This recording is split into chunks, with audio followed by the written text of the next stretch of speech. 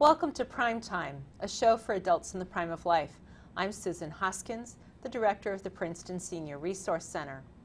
We provide programs and services for older adults, their families, and caregivers in the greater Princeton area.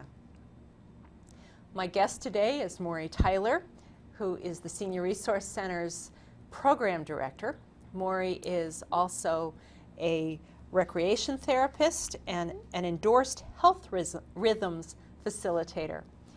And I invited Mauri to join me today because I really wanted to talk about some of the other kinds of things that we do to maintain health in our lives. Oftentimes I think when people are talking about I need to be healthy, that you think of nutrition, you think of exercise. And when you think of exercise, you're thinking, I ought to join a gym.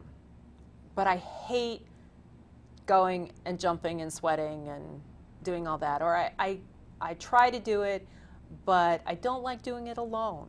And Mauri has shared her love of drumming with us at the Senior Resource Center. And I wanted you to come and talk about how drumming fits into that. And specifically, or we can start out with talking about the Health Rhythms program, which is something that you have done a lot of work in. Yeah, I've been doing Health Rhythms for, at least 5 years now.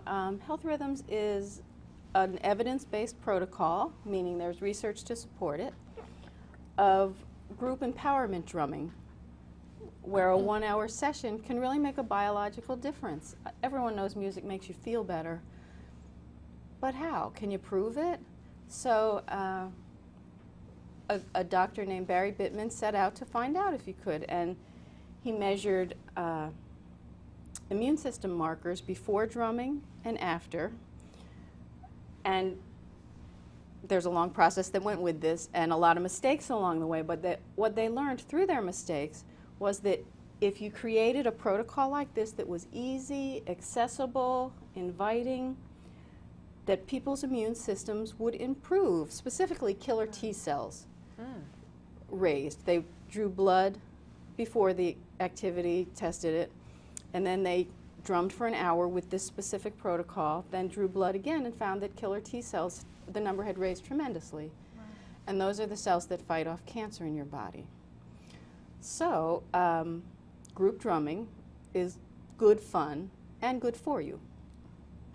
You mentioned the term group empowerment or group, and I wondered if you could talk a little bit more about that. What do you mean by that, group? Well, you can get benefit just playing any kind of drum or musical instrument by yourself, but there really is something about the group that improves the experience. Mm-hmm. We are social creatures. And people have often asked, why do you do group music making with drums? Why not violins or guitars? And the answer is that it doesn't take any practice to play one of these. If you have a heartbeat, you have a rhythm, you can play a drum.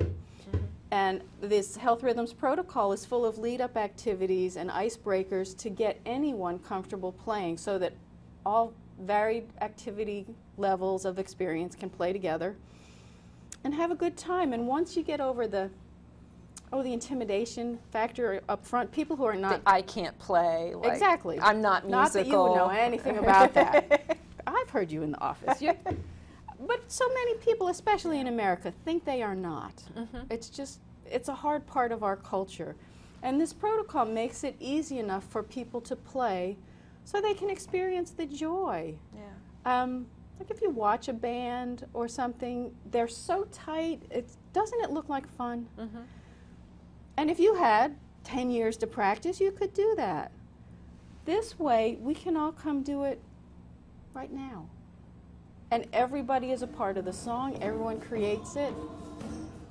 And so the human connection happens, and I think that's at least half of the But so much of our lives, we kind of work in isolation. We're alone, we're doing our own thing, we're sort of, people say, following the beat of your own drummer. And what you're talking about is bringing that beat together, bringing those into rhythm. And what it brings to mind is things like they talk about even women having their periods at the same time when they're really close together because their body rhythms are getting into sync, or you join in a dance or something, and people start doing the same thing, the wave at a stadium. Right. That you become a part of something much bigger than just you as an individual. And there's a word for that. It's called entrainment. So that if you were, it's like if you walk into a room and there's music playing, especially strong music, before very long you will be beating to that same rhythm. You can't avoid it. It's a natural law of physics. In fact, if we had 10 people here and we all just started playing without thinking, very quickly it would come into the same rhythm because we're pulled that way. It's a human thing. We are pulled that way. Yeah. Doesn't that sometimes happen like in an audience? I'm sure other people have had this experience. You're in an audience and people are clapping. You have to clap for a while. And instead of the clap, clap, clap, wasn't that a wonderful show, it begins to take on a beat. Yep. And so is that the kind of thing that you do with a group of drumming? Do people just start out on their own, or do you have a leader? Do you lead? How do you get it all going? Well, that's half the fun of it. I sometimes lead it to get it going, but one of the goals is that everyone can take a turn leading if they would like. So we sneak up on it with icebreakers. We actually don't play the drum initially. Within 10 minutes some we're of these playing other our tools? drums. Yeah, we have shakers and all kinds of things. Oh, I have so many show and tell Yeah, toys. go ahead. Well, come drum with me. It's a lot of fun. And we go from shaking things to playing our own names. It's not about performance. It's not about technique. I don't even teach technique. And I don't care if you play the drum what they would call wrong. And we're not trying to be professional musicians. We're just trying to make music together. You've taught me how to listen for the rhythm. Really? How to find the beat. You really have. And I've found myself in other situations, like socially music making, saying, well, I can play the shaker. You can. And learning how to listen to find that beat, or in our exercise classes, watching the instructors and the people in the class and myself finding the beat behind it. I'm going, oh, this is what Mauri was talking about. This is what Mauri is. It's actually very It's helping all of calming. us find, and it's not like learning how to play the notes on a guitar at all. Exactly. You can't do it wrong. I'm not trying to get you to play it this way. I want to hear your voice. I'm going to give you these tools to play, and then play me what you're hearing, what you're feeling. One of the beauties of drums is that you can communicate non-verbally. I mean, you certainly know the difference between if somebody's playing a little bit like this, or if they're bashing on the thing. Without saying a word, you know something about how they're feeling. And I hate to give away too much without people coming to it. Well, we're just going to lead up to that. We're going to tell them the places where you're doing drumming so they can come join you by the end of this. Because I think in your imagination, they say, let's say that you did have something you felt like getting out and you're banging away. Well, what if 8 people around you started banging with you? You're being heard. You're being echoed. You're validated. Thank you. That's a good word. Yeah. And it's not right or wrong. It's just there. And people often comment at the end that they feel so relaxed. And people are surprised because they think of banging an effort, but it's so absorbing that you do end up relaxed at the end. It's also made me wonder if part of it, some of us take yoga or do things like that to kind of bring ourselves back into balance. And that one of the things that I think happens in drumming is if you start tuning into that rhythm, even if you don't know that it's the rhythm of your heartbeat or whatever, that it's another way of bringing yourself back into balance with a life rhythm. Does that make any sense? Absolutely, absolutely. So how'd you get involved in all this? I'm not really sure. I've always loved rhythm, and I've always loved music, so dabbled as a child, played in my high school marching band without a lot of formal training. They needed a bass drummer, and all my friends were in the band, and they said it was fun. So I joined. What did you have to know to play a bass drum? I could do that. And it was fun. It was fabulous. It's infectious. I think when you talk about ways to stay healthy, a really big key is joy. Are you having fun? Are you? There's enough hard stuff in life. Can you find where are the joy spots for you? Drumming is one of them for me. It's a little bigger than that. It's group music making. There's just something joyful about that. And it can be sad too. Maybe it's about whatever emotion you have, you can feel it. You can let it out. You can just, emotions are not good or bad. They just are. Mm-hmm.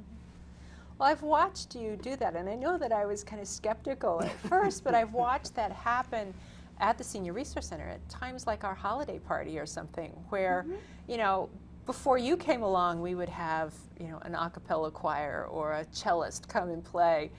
And you came and you brought this joy and fun and involving people. So instead of just being the audience, you got them involved. And so, first of all, the office turns into a craft center as we all make shakers out of pill bottles and decorate them like snowmen and whatever the holiday is. But then at the holiday party, you're passing them out to 150 people. And I watch people sitting there and then picking it up. And by the end, you have everybody in that room shaking away and singing jingle bells and people really want to. 8 different languages because we include the diversity of this community. But you bring everybody together and everybody goes home smiling and happy and feeling included. And I am so grateful to work with you because of that vision that you share. Well, that is what's important to me, and it is so possible. I think that's what I enjoy about drumming. It's a path that will work. It's an easy way for people to come together. Yeah. So talk a little bit about the other settings that you've used, that you've taken health rhythms or taken your drumming to, because I know you've used it at the Senior Resource Center. You teach a drumming class from time to time with us. Through your job here, you've used it in other settings. But and before you came to us, I want to talk about that too.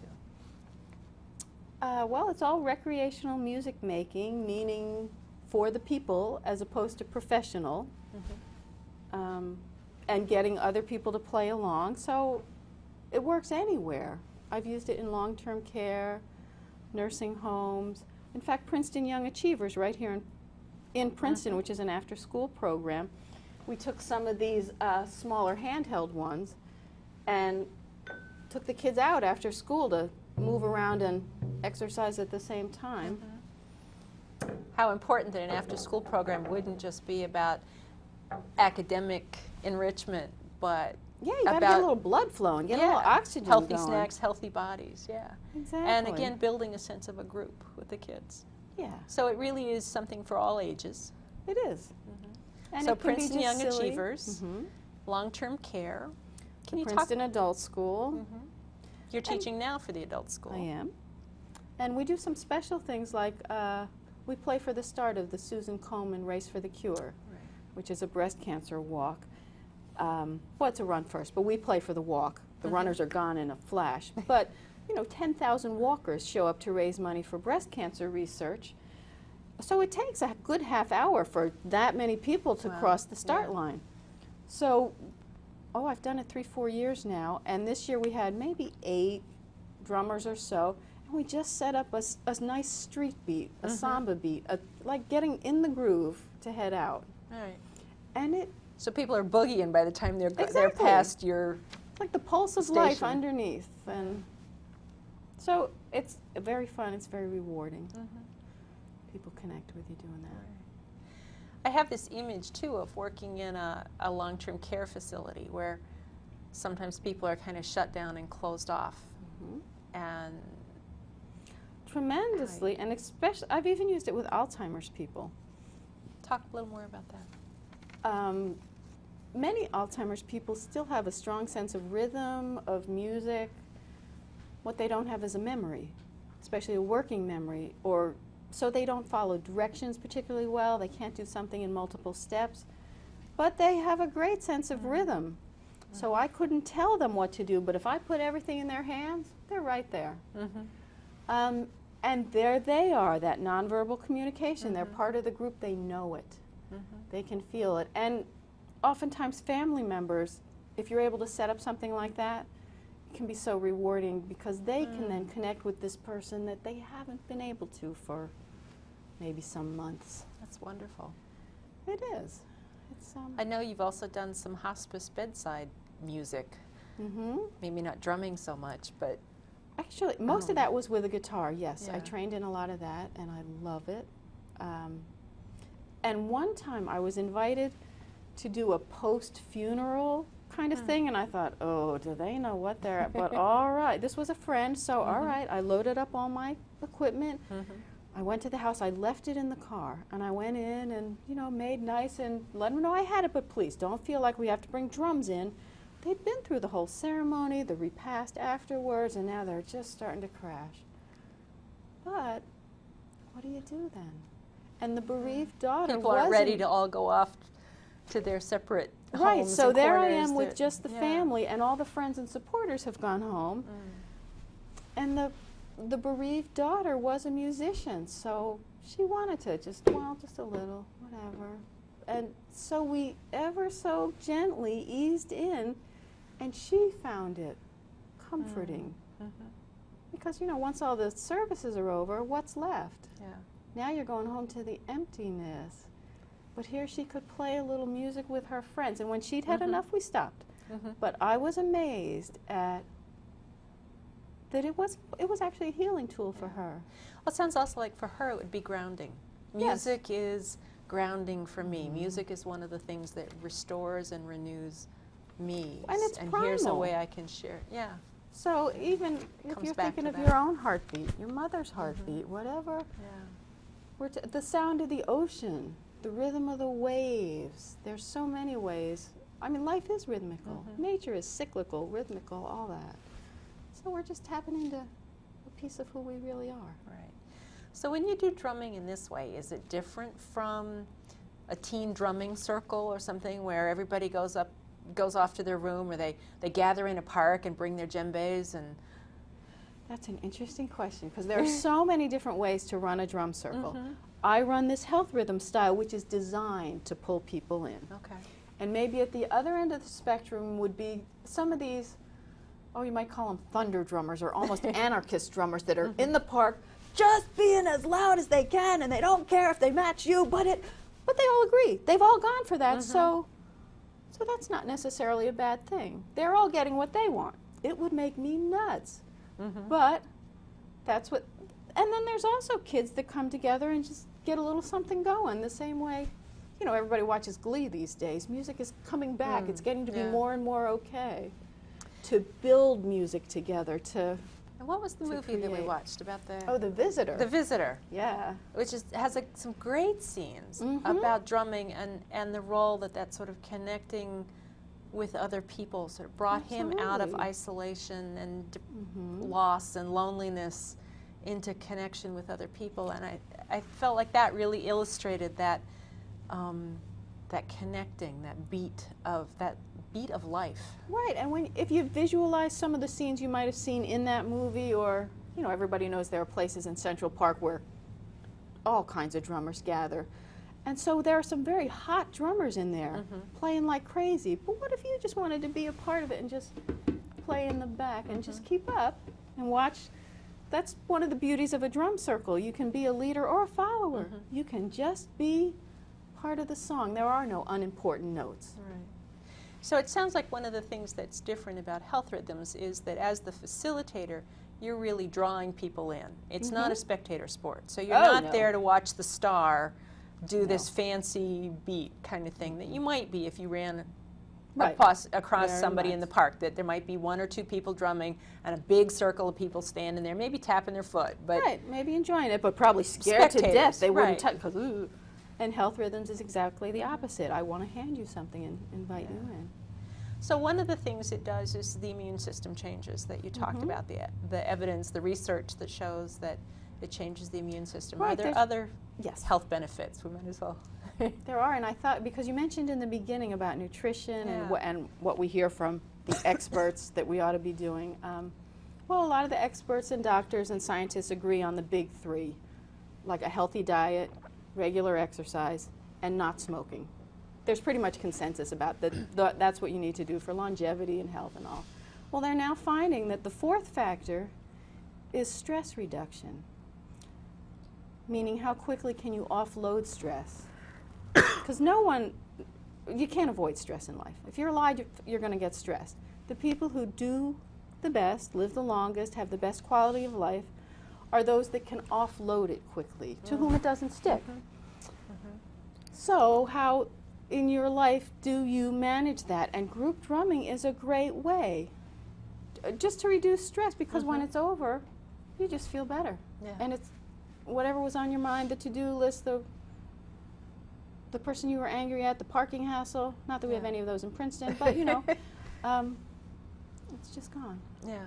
And you are then freer and healthier. Well, it sounds like it has that sort of transformative quality that some people find in dance, or, and I think in some ways, even with dance, it may be connected with the music, that you can kind of lose yourself in something else.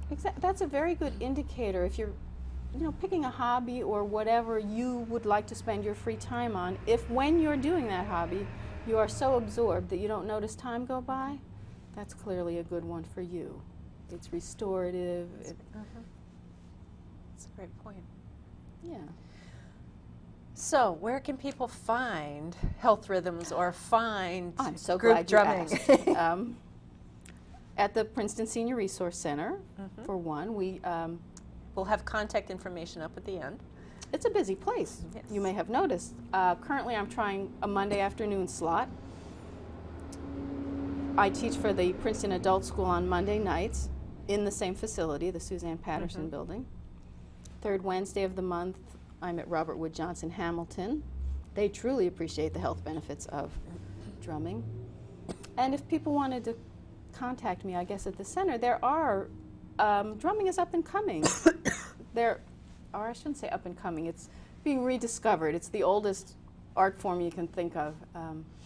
So there are groups that happen monthly in Kingston, at the Princeton Yoga Center, all around the area. Even the Lawrenceville Library is starting a little something on a certain Friday afternoon of the month. And it really is something which is international, isn't it? Yeah. There's a man named Arthur Hull who's credited with the resurgence of the recreational or group drumming movement. He came out of California. And he's been all over the world. And mostly this was his angle on it, was how to get people playing together. Because he was in all those hippie days, hearing the anarchist drummers, and then sometimes it would come together so nicely, and then it would slip away. So he started looking for, well, how do you get a group to play together? Yeah. Because that seems to be where you get all the good feelings. And so he worked on that, and then trained other people. Some of the people he trained are the ones who went on and developed Health Rhythms. Ah, okay.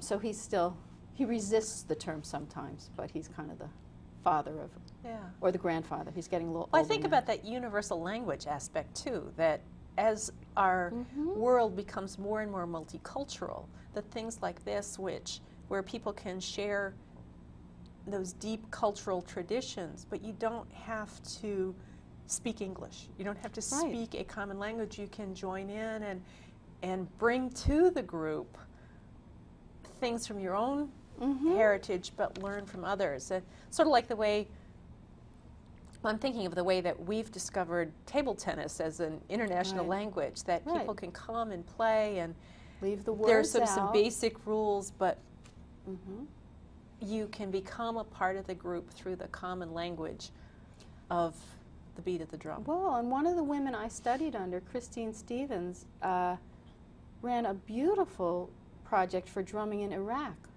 She was invited over by the Save the Children Foundation in Iraq to help the local communities heal and restore. And in those settings, they had Kurds and Muslims and Christians. They had about 5 different sects.